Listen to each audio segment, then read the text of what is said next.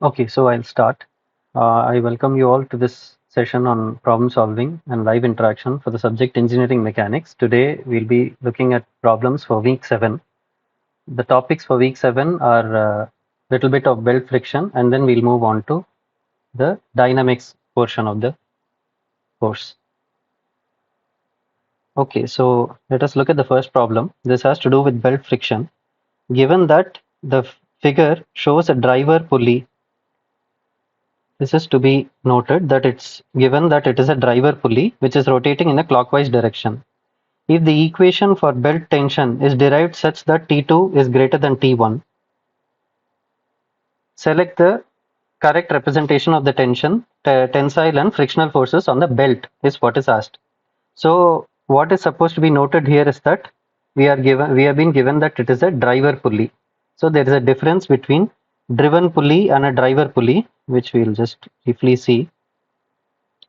Say if this is a pulley and we have another pulley here. So the driver pulley basically drives the belt, which in turn is connected to a driven pulley. So these two are connected by a belt. So basically this drives the belt,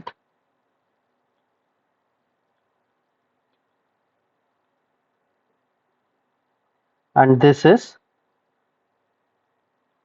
driven by the belt. So this is what is supposed to be understood clearly so that we can recognize which component is exerting the force and in which direction. So we have been given that it's the driver pulley. So naturally the driver pulley will be the one that will exert the force on the belt. So we can see that the driver pulley is rotating in the, here it is given that it is rotating in the clockwise direction. So naturally the force, it will want the belt to rotate with it in the clockwise direction. So if we were to draw the belt like that, if we were to draw the belt like that, assuming that it is a circle, so we can see that the force that the driver pulley would exert on the belt would be in the clockwise direction, since it is the driver pulley and it is rotating in the clockwise direction. And this it will apply by means of frictional force. So and now we know that T2 is greater than T1 is how it has been derived. If you see the lectures also, it has been derived that way. So naturally, if we were to label two tensions here, pardon me for this diagram, but just assume that it is a semicircular arc rather than a parabola as to how it looks. I'll try to see if I can indeed correct this, but anyway, for the purpose of this discussion, you please assume that it is a semicircular arc we are talking about. So it ends like that. It doesn't end at an angle. So if this is some tension T, and this is another tension, say I'll let us say TA and TB. Now I can see that frictional forces acting opposite to TA. So in the polar coordinates, if we see TA would be greater than TB. So in the polar coordinates, if we see TA would be greater than TB, in which case we can clearly see that frictional force and TB act in the same direction and both are opposing TA. So from this we can draw the conclusion as TA greater than TB. And in our question and in the derivations that have been carried out in the lectures, we have clearly seen that T2 is taken to be greater than T1. So naturally this happens to be T2, which is greater than T1. So our correct directions are, we can see in the options that here it is T2 and here it is T1, and frictional forces acting in the opposite direction. So from this we can conclude that our answer B, option B, is correct. So I hope this is clear. Mr. Charan, could you just give me a confirmation if you are able to hear me? Charan, 21314, Charan.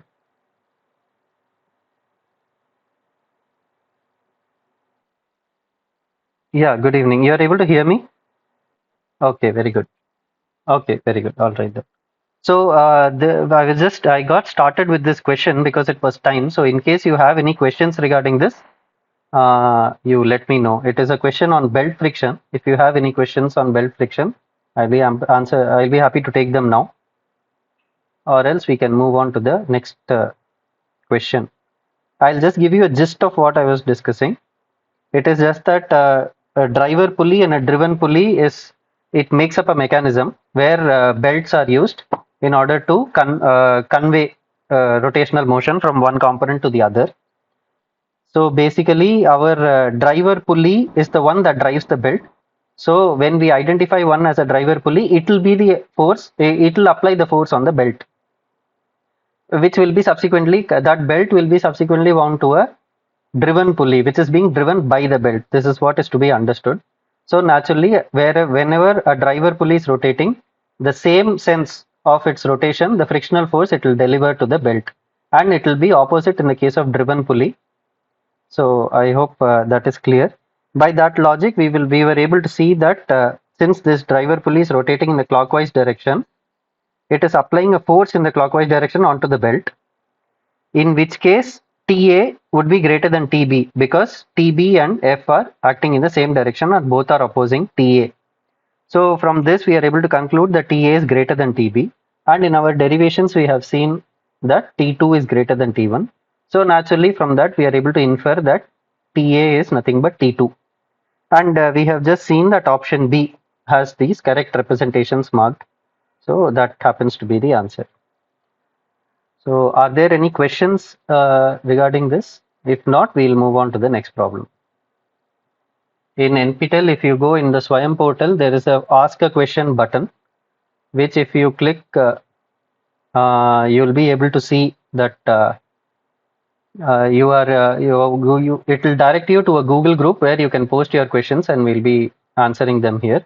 Or if you have any questions other than that, you can also ask them in these live sessions. Okay, all right. Okay, with that, I think I'll move on to the next problem. So this has to do with circular motion. So basically, one thing that is emphasized in the lecture, which needs to be understood clearly, is that circular motion, is that rotational motion need not be always circular motion. To emphasize this point, we can see that this is a rigid circular cylinder, a rigid circular disc or a cylinder. If it doesn't have out of plane thickness, it can be called a disc.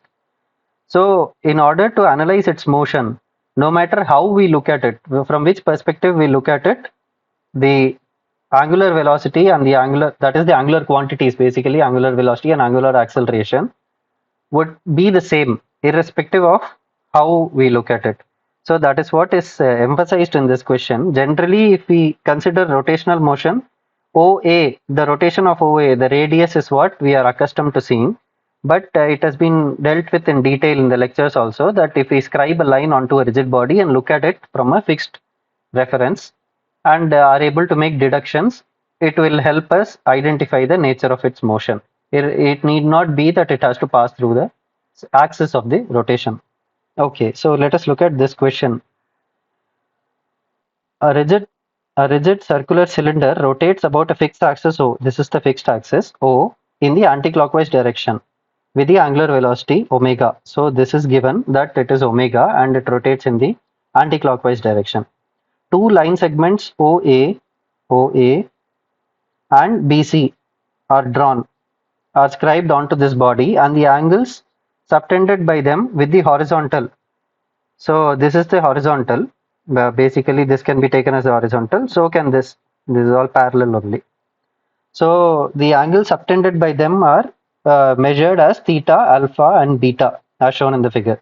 So the time rate of change of these angles is, and how it is related to the angular velocity is what is asked.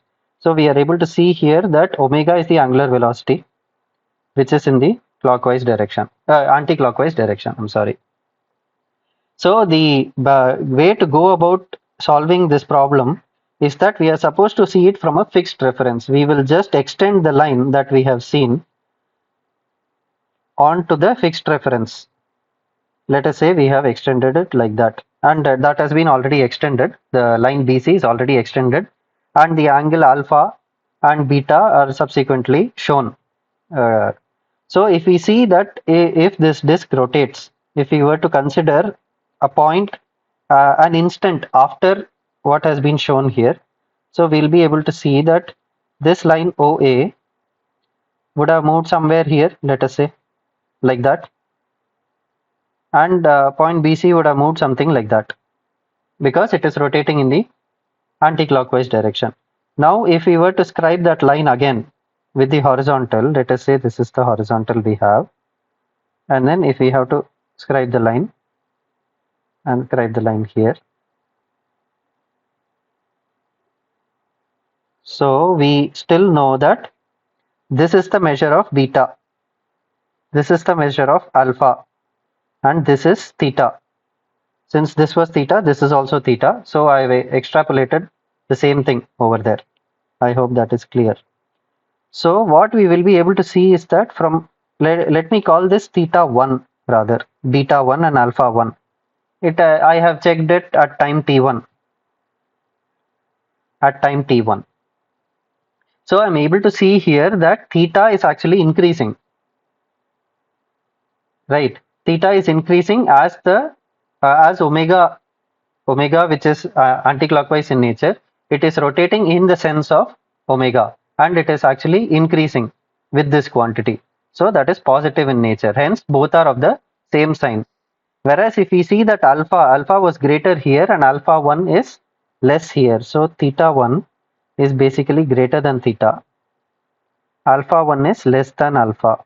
And beta 1 is again, if we see it carefully, it will be greater than beta as the thing rotates. So we are able to see this is what is happening for an omega which is positive.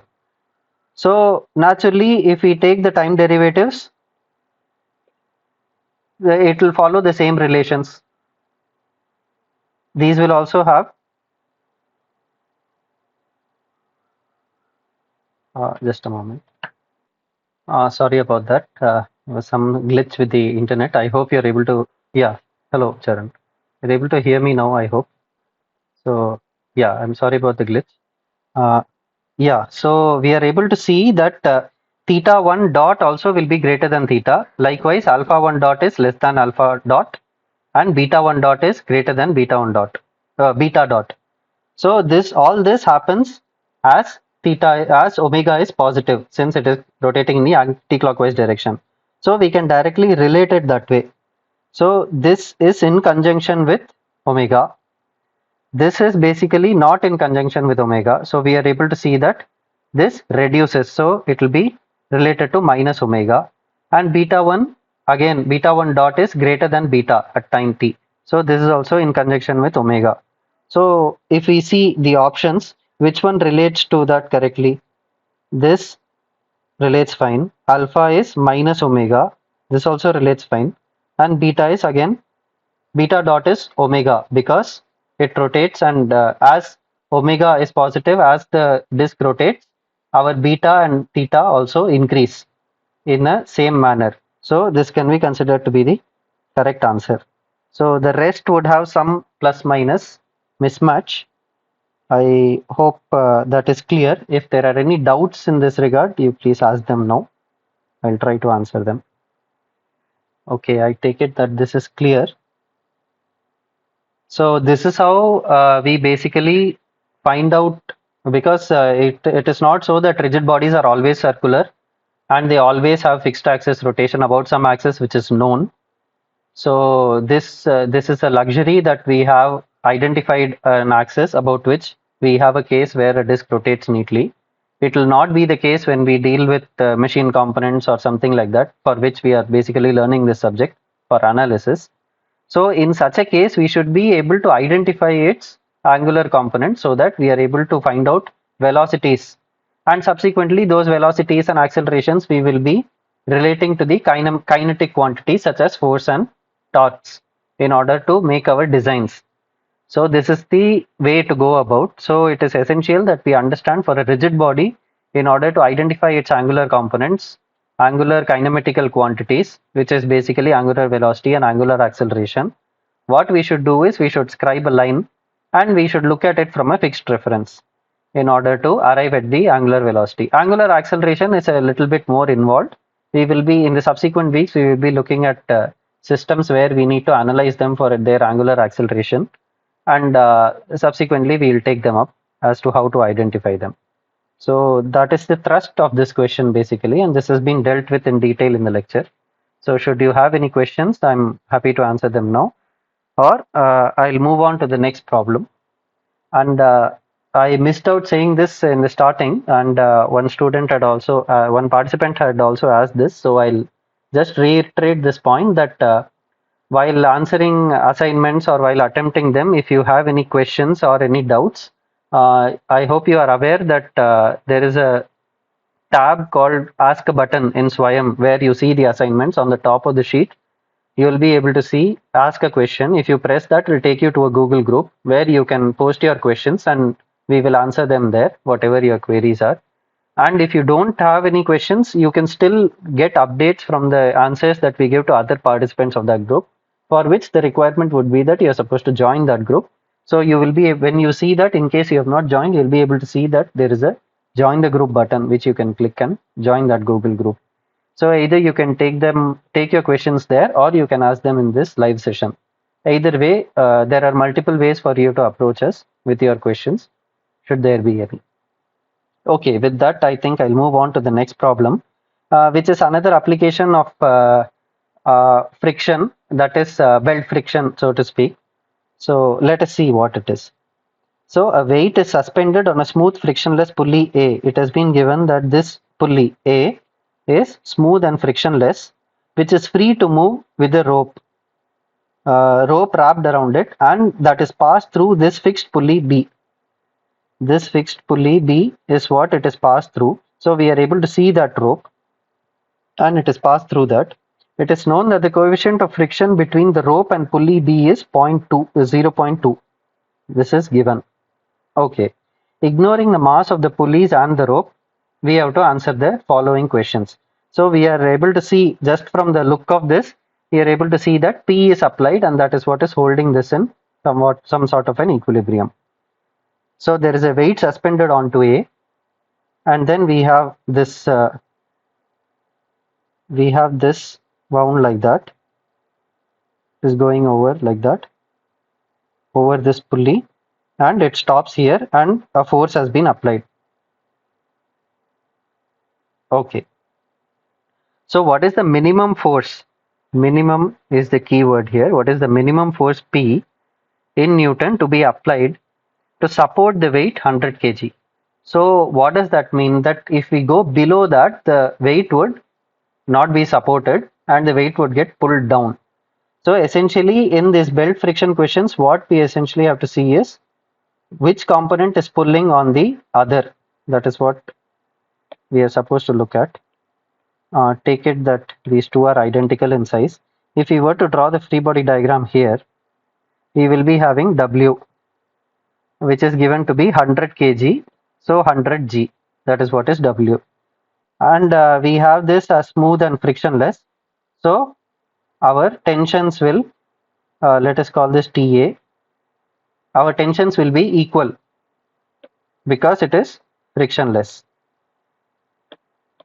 Okay, so we will have another TA over here. If we see, this will also get applied here. This will be TA, and then we have a, here we have the force P that is applied. So this angle is given to be 45 degrees. This is given to be 45 degrees. Okay, so TA is applied downward and P is applied on the top.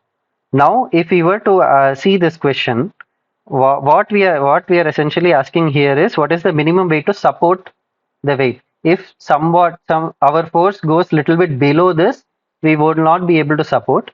So essentially TA, which is the pulling quantity here, TA is the pulling quantity because it is trying to pull the weight downwards. So TA is tantamount to T2 in our class derivations, lecture derivations, if you see.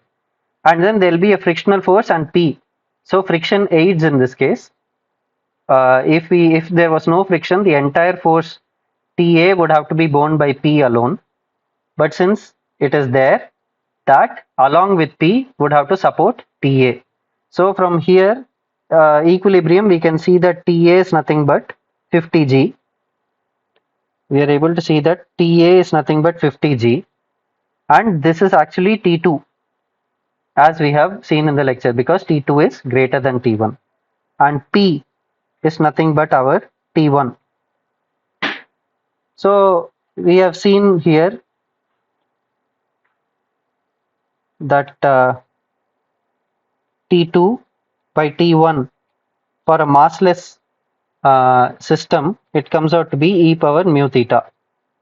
This is the standard relation actually, if we see. So here T2 is nothing but TA, which is 50G.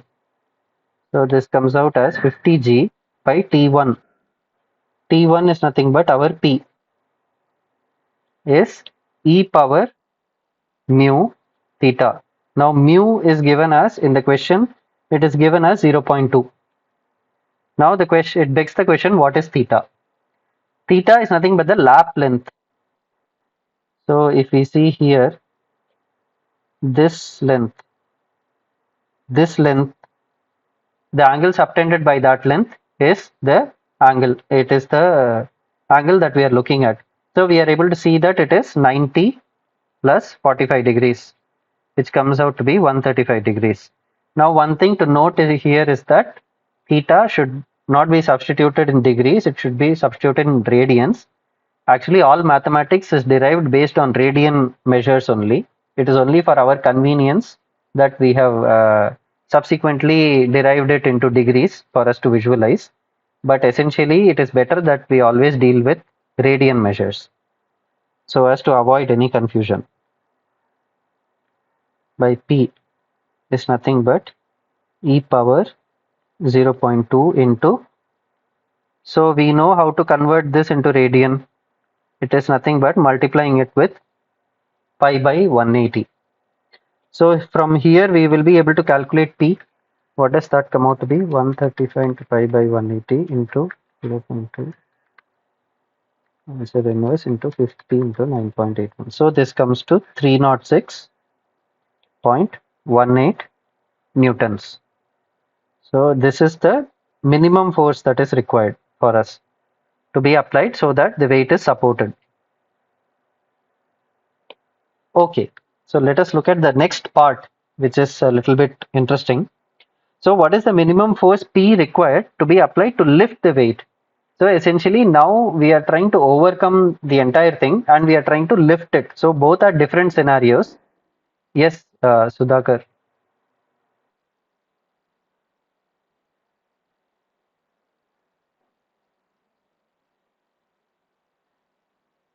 Yes, yes. It's a fixed pulley. So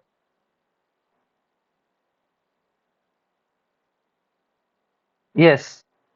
So since it has been called a pulley and it has been named fixed, just to have a correlation between the what was discussed there and here, it has just been named that way. But essentially, our belt friction only is in play here.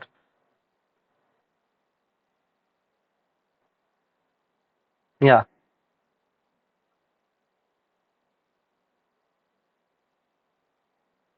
Yes. See, essentially, either the pulley rotates over the disc, or the over the belt, or the belt rotates over the pulley. It is one in the same. Essentially, the analysis remains the same. Yeah. Yeah. Okay. So now we are trying to see what is the minimum force P required to be applied to lift the weight. So essentially, here to lift, we will have P as T2 because this will have to overcome the friction as well as the weight in order to pull it. That is the idea behind this. And then we will have our T1, which is nothing but 50G, since pulley A is still frictionless. So this is T1. So essentially it is nothing but the reverse of that problem. So we will have P upon 50G, 50G is equal to e power mu, mu we already know, into 135 to pi by 180. So from here we can calculate P. So this will be nothing but, so our weight here has changed. Okay, so it will not be 50 G essentially. So it will be 120 by 2. It is nothing but 60 G. Okay, so this is our answer here. So the third part asks that what would have been the mechanical advantage in lifting derived from this setup if pulley B were to be smooth and frictionless. So essentially while lifting right now, why this force has increased? Actually 60 G. 60 G comes to roughly around 600 newtons if we take G to be 10. But we are applying more force. Why? Because we have to overcome the friction also. So what would have been the mechanical advantage if this was frictionless? We need not account for the friction, in which case we had to lift only 60 G. But actually the weight which is applied here is 120 G. So we are able to see that we only have to apply half that force in order to lift it. So the mechanical advantage we derive out of this would have been 2 if that were to be frictionless. So I hope that is clear. If there are any questions here, I'll be happy to take them. Mechanical advantages, whatever force that is the input, the output that you derive and the input that you give, what is the ratio of that? So is there any advantage if we were to stand here and pull it like that? It is tantamount to pulling it like this because our condition that is given is that it is smooth and frictionless, so it doesn't apply any friction essentially. So this tension here also it would have been P if that was the case, if this was smooth and frictionless. So our aim, what is the aim of this contraption, designing this contraption? It is to lift this weight. Essentially, we want to lift this weight, is why we have made this contraption. So what is the weight that is to be lifted? We have to lift 120 G, but half of it is borne by the wall, and we are only required to apply half the weight in order to lift it. So what is the mechanical advantage that we are trying to draw, that we draw out of this? It is whatever was the input, that is the weight to be lifted, divided by what we are applying. So essentially we are applying only half the force. So our mechanical advantage is twice. Is that clear? Yeah. Yeah. Okay. Okay. So are there any other questions?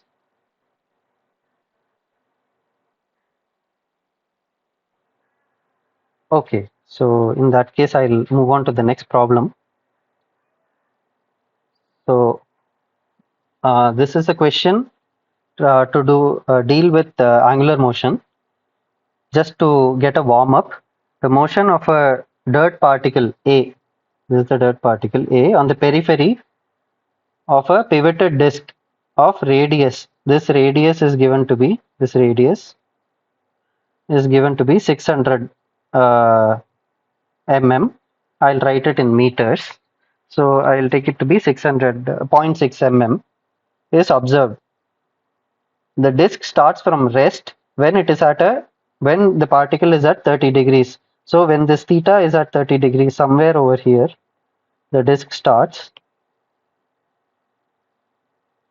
Okay, so at some point in time, the particle was here when the disk started, when theta was equal to 30 degrees. So the disk started. So the initial angular velocity was 0 because it started from rest. And then after an instant after 5 seconds, it has steadily attained a velocity of 2.5 radians per second. So steadily attained, this is what is to be highlighted here. Steadily attained meaning acceleration is constant. So we know that the famous equations that we know of motion, that is v square is equal to u square plus 2as, v is equal to u plus at, and s is half ut, sorry, it is ut plus half at squared, which we have been seeing from our school times. These are nothing but these are only valid when the acceleration is constant. It is not time dependent or space dependent. This is to be clearly understood, which is why we apply this to projectiles, because there our acceleration is constant, which is nothing but our gravitational pull. So these angular analogues of this also hold, in which case v will become the final angular velocity, a will become alpha, which is the angular acceleration, and time still remains time irrespective of the space. S will be the displacement in the radial direction. It's a radial displacement which will be measured in radians. So this also holds only for constant acceleration, that is supposed to be understood clearly. So the aim of this question is to just brush up these fundamentals and know when to apply them. So steadily attained implies that acceleration is constant. Therefore, acceleration is constant. This is the implication of this statement. Okay. So acceleration is constant. Initial angular velocity is 0 because it is starting from rest. And we have been told that the final angular velocity, after 5 seconds, it attains an angular velocity of 2.5 radians per second. So omega final is nothing but 2.5 radians per second at t equal to 5. If I take t naught to be 0, 5 seconds. So naturally, it's trivial to see that our final is nothing but initial plus 2 alpha t. It's the rotational analog of this equation. So final we have been given. I got mixed up with the first equation. Okay. So omega final is given to be 2.5. 2.5 radians is nothing but our alpha t is what is given. And t is given to be 5 seconds. Therefore, alpha comes out to be 5 seconds. So 2.5 by 5. Okay. Radians per second squared. All right. Then what is asked here? What is the magnitude of velocity of the particle in meters per second? So we know that velocity of any particle is omega cross r. So that is on the periphery. So our r will directly correspond to that. Omega we know it is 2.5.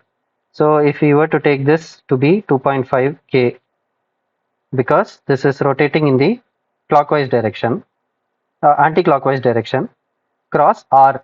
R we can basically, since we have not been given the angular quantities, we can either start with theta and then calculate this s that comes finally. But since we have been asked the magnitude, I'll directly go with the magnitude of this, which is nothing but omega r, irrespective of the direction. Direction dependence and these things we will see in the subsequent sessions, where we will be dealing with them in details as to how to write the position vector and appropriately take the cross products. But for this purpose, I'll simply take this to be 2.5 into 0.6. So this comes out to be 1.5 meters per second. This is the velocity. So here this is 1.5 meters per second. Okay. What is the magnitude of the total acceleration of the particle is what is asked. So the total acceleration of a particle, since it is moving in circular motion, we know that acceleration in the circular motion is given by alpha t, which is the tangential acceleration, and centripetal acceleration, which is nothing but omega square r. And this plus, mind you, these are vectors. So these are not to be added just like scalar quantities. I emphasize on that. So alpha is nothing but 0.5. I'm sorry, this will not be alpha t, this will be alpha r. I hope you've already taken note of that. So it will be nothing but 0.5, and the tangential and normal are essentially at that point. If you see, this is the normal acceleration, this is the tangential acceleration, which are orthogonal to each other. So basically the magnitude is nothing but square of the sum.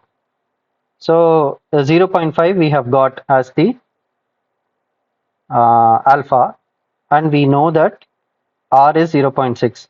So this squared plus, what is our omega final? Omega final is 2.5. 2.5 radians per second. So 2.5 squared into r, 0.6 squared. and we take the root over of this in order to get the magnitude. So what will this come out to be? Plus 2.5 into 2.5 squared into 0.6. It comes out, acceleration comes out to be, magnitude of acceleration is 3.76 meters per second squared.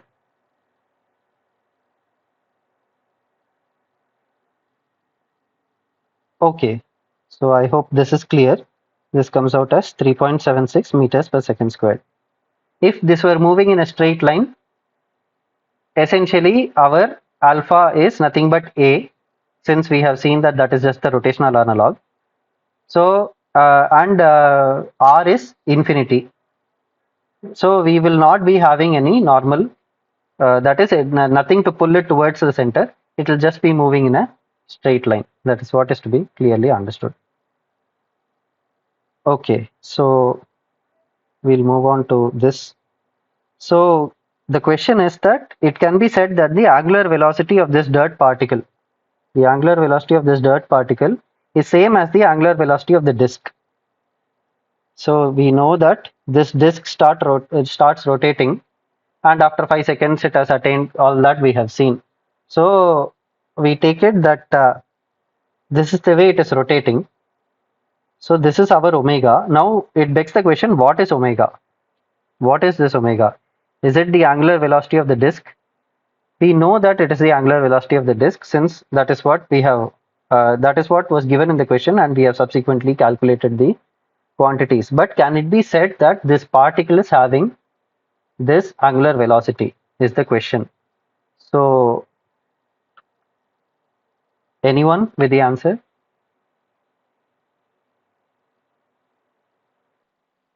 Yeah, yeah, yeah, sure. So I have launched that poll, so you can just take a look. Basically, the question is whether it can be said that the angular velocity of this dirt particle is same as the angular velocity of the disk, is the question. Okay, so we have one answer here. Okay. Okay, so good that I asked this. I'll end this poll for now, just for the sake of explanation. I've got your answers. So basically, the answers that I've got is that it is true. It can be said that it is indeed the angular velocity of the disk. But one thing we should know is that a particle cannot rotate. Whatever rotates cannot be idealized as a particle.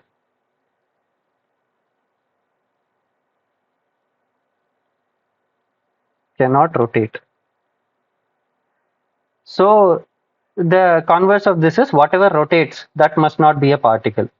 So essentially, either it is a system of particles, in which case, in order to make our, for this level of course, system of particles is only to be considered as rigid body, since we do not deal with internal deformations. So whatever rotates for this for the purpose of this course, whatever rotates is nothing but a rigid body. So a particle cannot rotate. So essentially, a particle cannot have an angular velocity.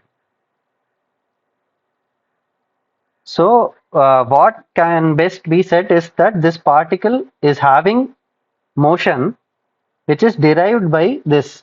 Actually, essentially what we can say is that this AO is the line. This AO is a line on this disk, on this rigid disk, whose rate of change with respect to the horizontal, or whichever is our reference, is the angular velocity. So this particle in itself cannot rotate. So it is categorically false, because, yeah, so it is false because a particle cannot have angular motion. It is only a system, a rigid body system can have angular motion, or in which case, the particle has nothing to do with the size essentially. Even if a big object we were to see and it is having only linear motion, that is, how do we characterize linear motion?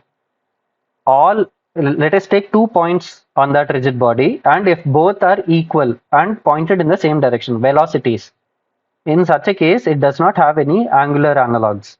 It does not have any angular motion, in which case we can idealize that as a particle, which is what we have been doing till now. In high school physics, if we will see that a car is moving with so and so speed. A car is a big object, but we will idealize it to a particle, considering its center of mass to be the reference point. And we will be analyzing all sorts of things. We will be applying these, the we have numerous times we have applied these on such objects, and we have analyzed. Why we have analyzed is because they are treated as particles, because uh, they are not having angular motion. In case they are having angular motion, we can no longer treat them as particles, but they have to be treated as rigid bodies. So that particle, that dirt particle, cannot have any angular velocity. It cannot have angular motion at all. So that is why this is false. I hope that is clear. And in the lecture also, this has been dealt with in quite some detail. Curl. No, it can, why acceleration? It can have linear acceleration, it will have. It will have linear velocity and linear. Yes. See, essentially what we have done here is, unknowingly, we have been told that this particle is sitting on the periphery of the disk.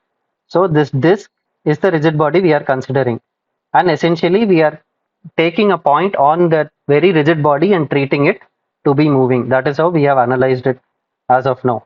If there was nothing in between that and we were just considering that point, it cannot have any. We essentially, in order to arrive at its angular components, we have to take a reference.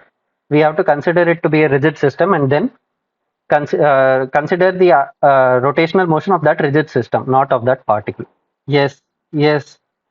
No, it is the particle you are saying, it is rotating about that, and then this is rotating. No, this line is what is making, essentially, if you see. If that were rotating, it can no longer be analyzed. If this was spinning about its own axis, as you had remarked about the example of planetary motion, for the purpose, yeah, yeah. How that, see, that is what is the key here. What we can analyze and what we cannot. If you were to draw a horizontal line, okay, let us say you draw a horizontal line. Yes, then no, if you were to draw a line like that, and if it does have angular motion like that, in that case that can no longer be analyzed as a particle. It has to be considered as a rigid body, because it is having rotation about itself. Okay, there is a difference. Yes, yeah, yeah. Particles, yes, definition. This is by definition that particles cannot rotate. So the converse of this is whatever rotates cannot be idealized as a particle. Clear? Okay, okay. Thank you. So that's a good question. Okay. So are there any other doubts? Are the other questions? Or else we'll move on to the next problem. That's the last problem of the day. Okay. So I suppose we'll move on. Okay. So a launch, I hope you're able to see. A launched rocket moves vertically upwards with velocity v and net upward acceleration a net. So what is given? Both are vertical is what is given. So the signal from the transmitter of the rocket is picked up by a nearby radar. This is the radar station where this is picked up. At the instant when theta 1, this is theta 1, sorry, this is theta. This theta, when it is 105 degrees, is the instant we are interested in. Some measurements are taken, and then these values are given subsequently. These are nothing but for substitution. But we will first develop it from first principle so that it is clear. So considering the positive x and y directions, x and y directions are shown in the answer, we have to report our answers. Okay. So what is it that we know here? We know that these are having only vertical components. The net upward acceleration means gravity is adjusted, and whatever is the net acceleration is what we are considering here, and that is upward. That is why, and so is the velocity that is given in the question. So let us look at the sub questions now. if ER represents the rate of change of the unit vector R. So we know that in polar coordinates, any point, this is the Cartesian system, Ex, Ey, and then we will have Er, E theta is our polar analogs, let us say polar unit vectors. And mind you, these do not remain the same. We will see why that is. So if we were to say, write the same thing, if we were to write this, this will come out, if this is theta, it will be nothing but cos theta Ex plus sin theta Ey. Likewise, E theta cap, if we were to write, all these are unit vectors. So this will be nothing but minus sin theta Ex plus cos theta Ey. So this geometrically also we can add up and see. I encourage you to do that. So if we were to take the, basically in dynamics, one thing we should remember clearly is that whenever dynamics is no more than applying the product rule time and again. I think sir is from Tamil Nadu. Okay.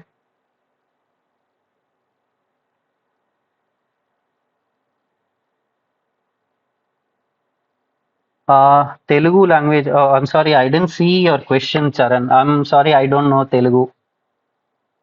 But you come up with your question. It's okay.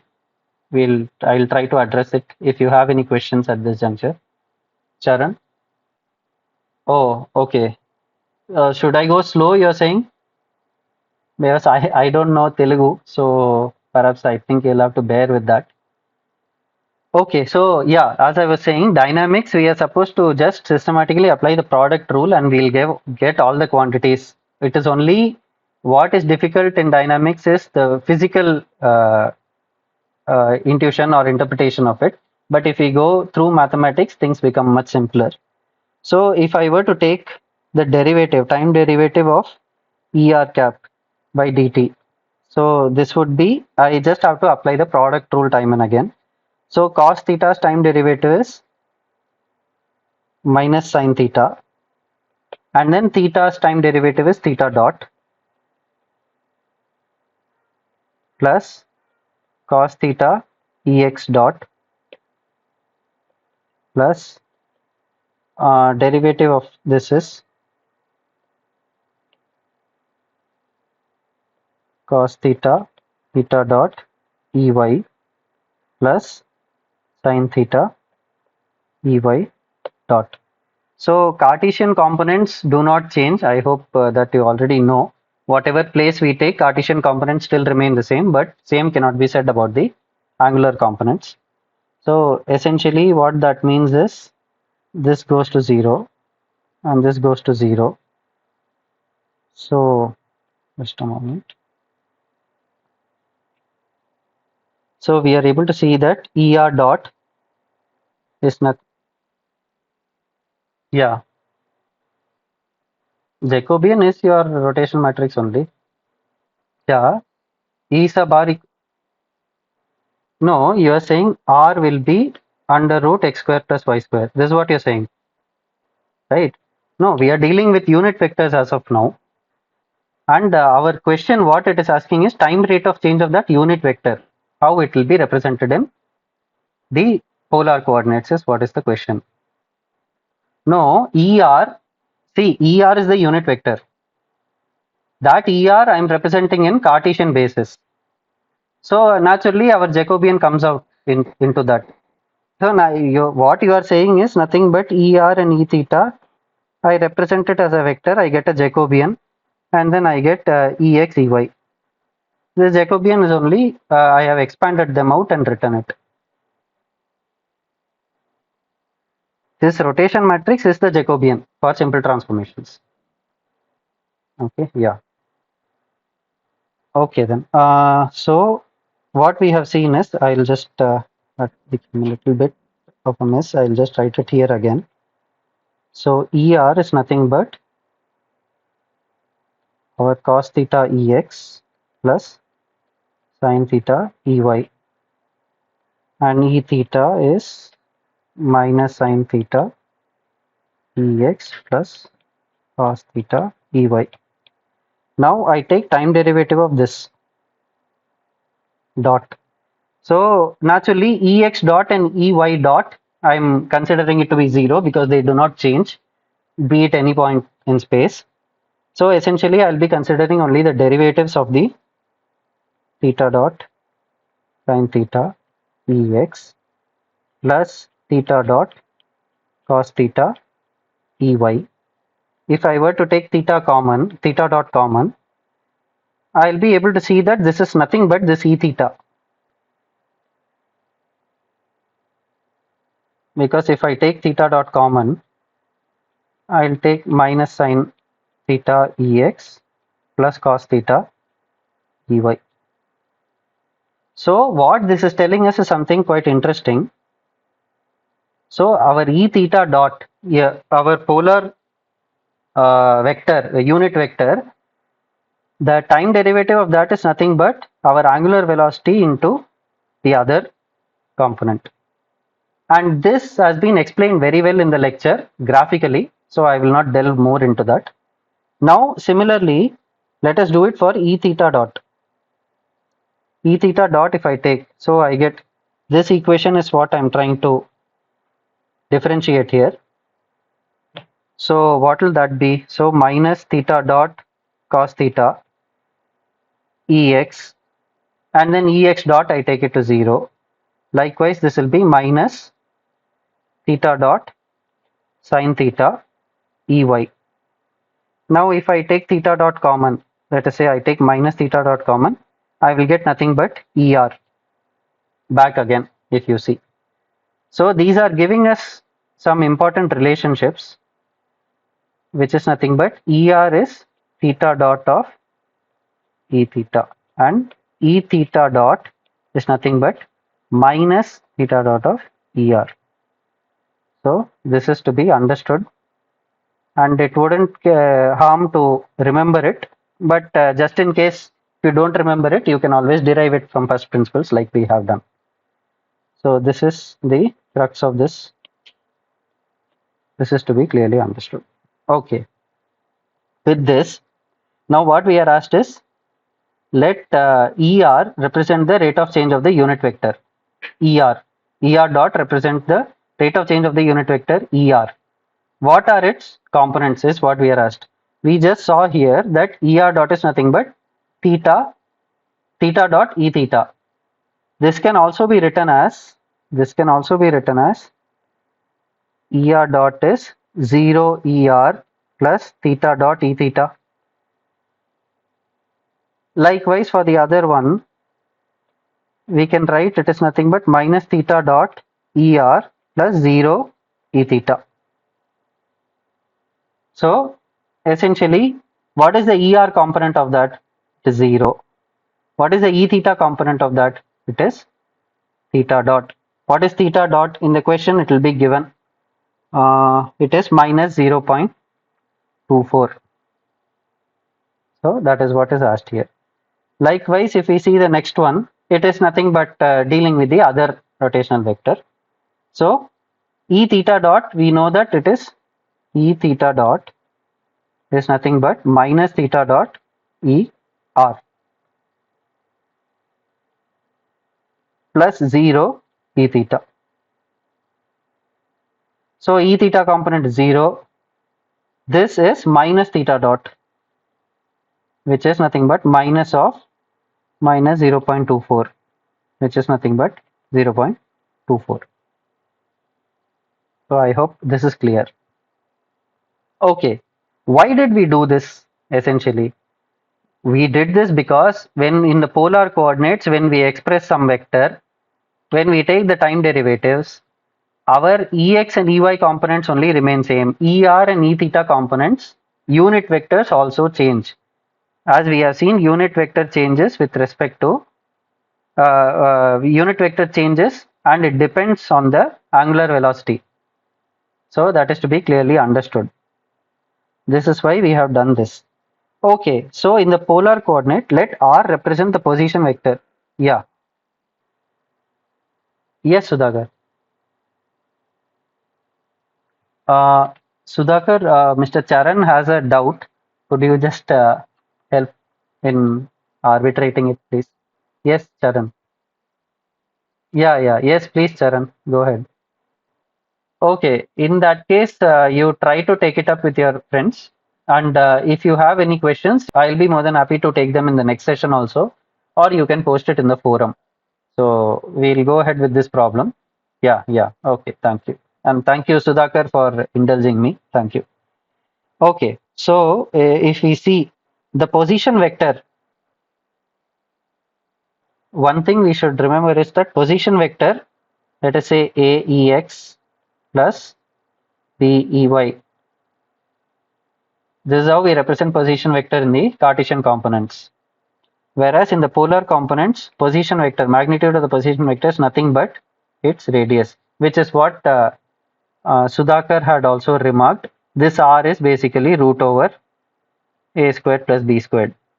If we are talking about the same vector, it is essentially its x and y square of the x and y coordinates root over is the radial distance between that point. So this is how we represent position vectors in polar coordinates. Okay, what we should remember here is that doesn't have a polar theta component, e theta, it doesn't come in the position vector.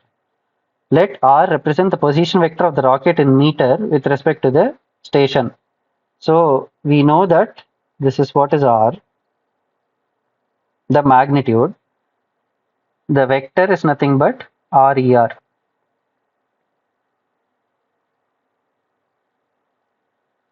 So at this instant, what is our R? R is given here. We see R is nothing but 949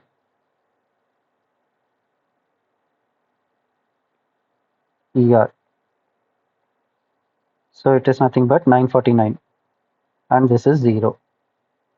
If we were to represent the same thing with respect to the EX and EY, then we have to see this angle as 105 and then we will take similarly EX and EY. That is where the Jacobian will come in. We will try to convert that back.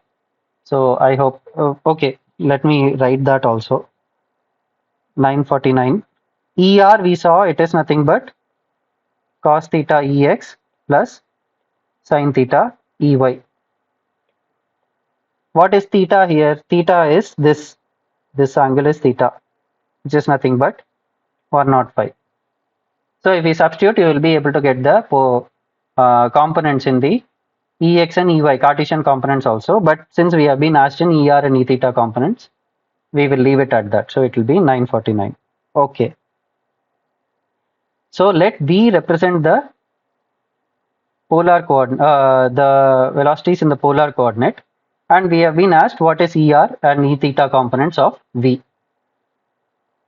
Velocity. Velocity, do we not know that it is time derivative of the position? Position is given by R. So V is nothing but d by dt of R ER. So we will apply the product rule here. So it will be R dot ER plus R ER dot. So because to accommodate for this only, we did all that circus earlier to calculate what was the ER time derivative of ER. So velocity will be nothing but R dot ER plus, we know that E theta ER dot is nothing but theta dot E theta. So this is our velocity. So what they are essentially asking is what are these quantities? So that we can easily calculate from here. R dot is given to be 850, so we will directly substitute here 850.01. Theta dot E theta component is R theta dot. From here we are able to see here. What will this be? So it will be 949 into, let me not put cross so that it is not misconstrued as cross product. Theta dot is minus 0.24. What will this come out to be? 949 into 0.24. So it is minus 227.76. unit we need not mention since it is already mentioned. Okay, so far so good. From position vector we have gone till velocity. Now we are supposed to go with acceleration also. Okay, so from position vector we got this as RER. This is R. So velocity was nothing but R dot, R vector dot, which is nothing but product rule, RER plus RER dot, which is nothing but R dot ER plus R theta dot E theta. So now acceleration is nothing but our velocity, time rate of change of velocity. So again we have to apply the product rule systematically.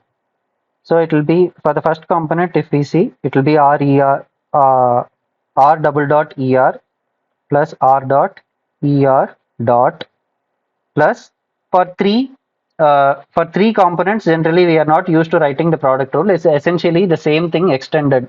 For two you will for derivative of A into B you will write dA into B plus A into dB. Likewise we are supposed to expand this, which has also been done in detail in the lectures, but nonetheless I'll repeat this. So I have just differentiated R and written the other components as it is. Now I have differentiated the second component theta, and now I have differentiated the third component. I have not yet differentiated, I am just writing because we have already seen this. I'll just copy this.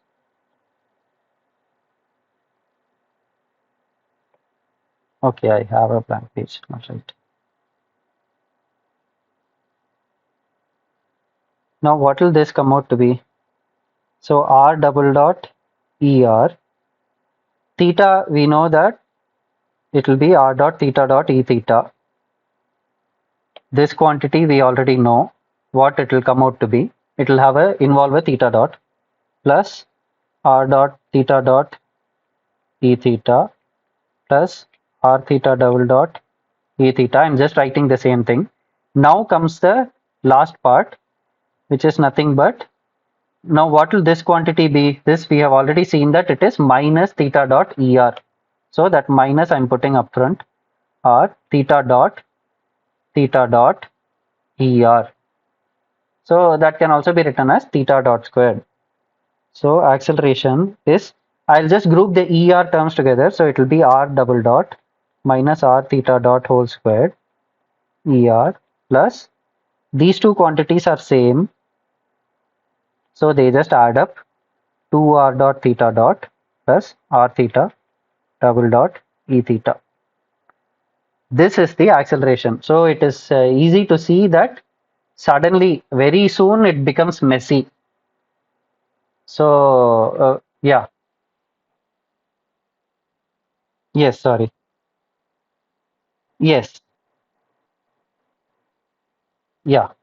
This is the center. See, if we take R to be constant, we will be able to see that if we take R to be constant, this will go to 0 because R dot is 0, R double dot is also 0. Likewise, this will also be 0. So what will this come out to be? This is alpha.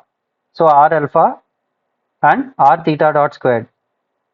So we are able to see this is centripetal acceleration, this is tangential acceleration. This holds good for, this is a general expression where if you have R equal to constant, it comes out as circular motion. If R is not constant, R is also moving, then this big hairy expression is what sums up the total dynamic effects of the body. I hope that is clear. So rest is nothing but simple substitution from the question. That is not much interesting, but we will nonetheless do it for the sake of completeness. So it is 73.98. 73.98 minus R is 949. Theta dot is minus 0.24 squared. This I'll get it as ER plus 2 R dot is 850.01 and theta dot is minus 0.24 plus r is 949. Theta double dot is 0.42 e theta. So I will not calculate this. I hope it is clear. But the main message here is that in polar coordinates, when we differentiate, our unit vectors also change with respect to our orientation, so that we are supposed to account for very carefully. This is why, in general, if you see, when we will see the subsequent classes also, when we go for dynamical quantities, kinematical quantities, we will generally express them in terms of Cartesian coordinates, so that we don't have to deal much with this unit vector change. Whereas we cannot be always living in the Cartesian world. We are supposed to explore the polar world also, because that makes some problems easier. So, and naturally, as a mathematical step itself, we will be able to find out the accelerations which were not generally perceived by people, rotating with a frame of reference and all that. Like Sudhakar had also asked whether it's a Coriolis component. So all these things we will see in the subsequent classes, how they come about and how they can be derived from first principles. But essentially, what we are seeing is we are looking at a point. We express that as a position vector with respect to another point. Once we have expressed that, we systematically differentiate it, and we are able to see that our expressions keep getting bigger. Once we account for all that, we will be able to see the sum total of the dynamical effects. So this I will leave as an exercise for you to calculate and substitute, but essentially this is the way it is to be done. So I hope this is clear. So this is all I have to say. I'm sorry I shot over the time a little bit. There were some glitches with the internet. I'm sorry about that. But other than that, if there are any questions now, I'm happy to take them. No, that's fine. But what is the technical doubt that you have? We understand that there is a language problem, which is why Sudhakar is also willing to help out, and I'm also willing to listen to the question. But what is the question? You please come up with the question now. What is the subject related question is what I'm trying to ask. Subject related question is okay. Well, fine then. All right. So other than that, if there are any questions, I'm happy to take them, or we can call it a day. Okay. Thank you. Thank you. Charan, you see, if you can try to reach us through the forum, we'll try to answer your question. My interest is to answer the doubts in whichever way possible. But again, there are some constraints with me because I don't know the language. So you are more than welcome to reach out to us. We'll try to help you out. Okay, then. Thanks.